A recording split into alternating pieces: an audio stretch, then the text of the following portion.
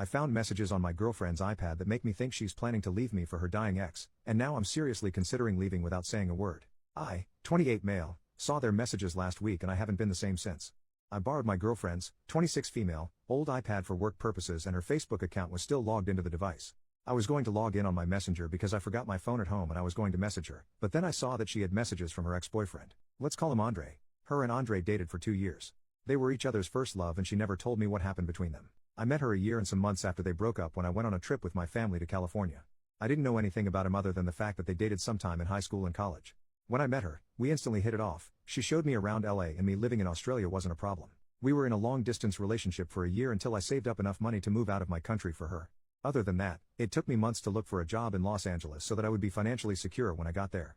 3 years later, we're still going strong. Or so I thought. When I clicked on their conversation out of curiosity, I immediately noticed the kiss and heart emojis. Right then I knew what was happening. I don't want to go on about the details, but the only message that stood out was her talking about leaving me for a few months so that she could take care of him. He has cancer, it's at stage 1 but he reckons he's going to die. On one of his messages to her, he asked if she would visit him in his house.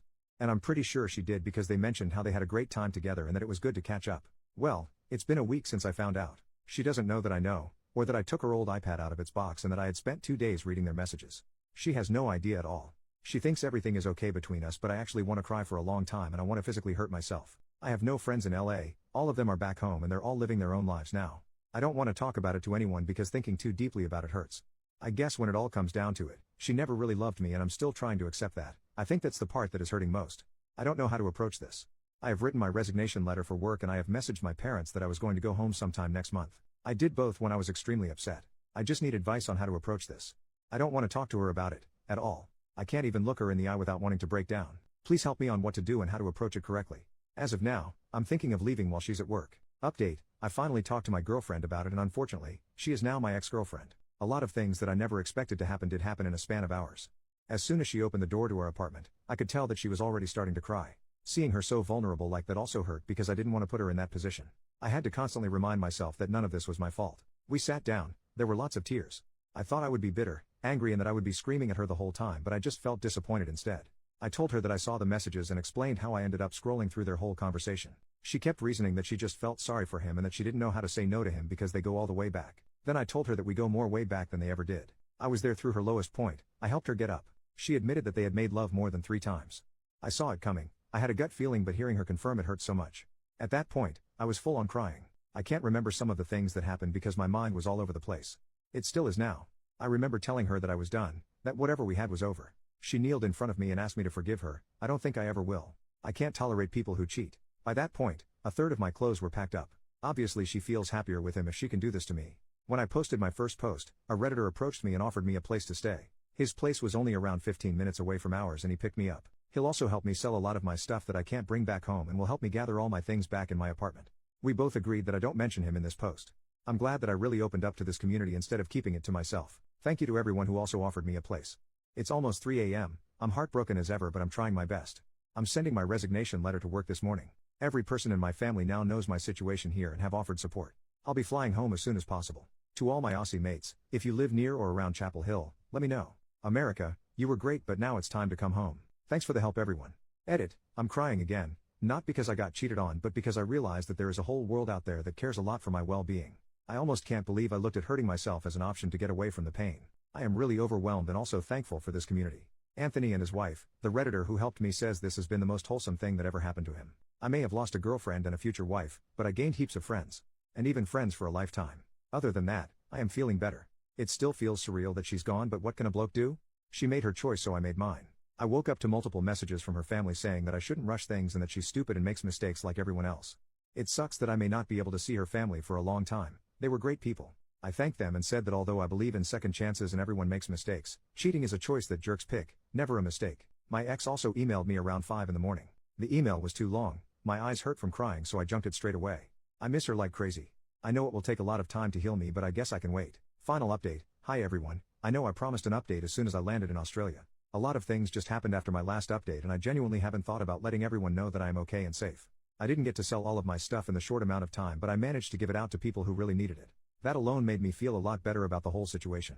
It was a lot of electronics that I can't afford to and possibly bring back home, like the TV I bought for my ex that she really loved, the microwave and my PS4. I'm in Australia now and not everything is going as planned, but whatever situation I'm in right now is at least okay.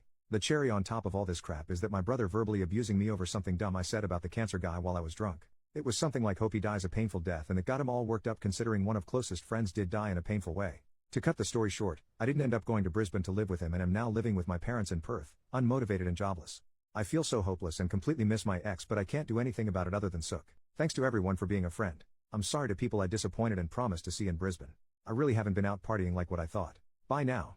Post over a year later from the OP's younger brother, Alex. My brother posted here asking for advice regarding his girlfriend who was going to leave him for his ex. I want to find the post. He passed away and I want to know why he did what he did. I have been skimming for a while without an account, putting in keywords on the search bar. I'm desperate to see, please help. I am his younger brother. He passed away to suicide 2 months ago. He moved all the way to America from Australia with his girlfriend that he met there while on holidays.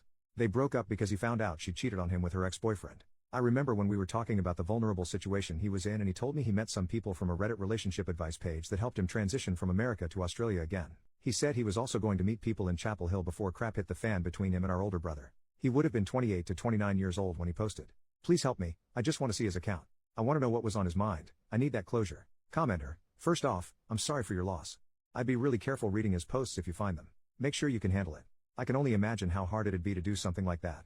Please look out for your mental health. You could just make things worse by moving forward with this. I suggest you maybe discuss this with a therapist before reading into anything. You want to make sure this will absolutely help you get closure and start to heal, as much as one can. If you're absolutely sure you want to read his posts and that this will help you, not harm you, here is his posts. Alex, thanks a lot for this. I'm still trying to gather the courage to read the whole thing.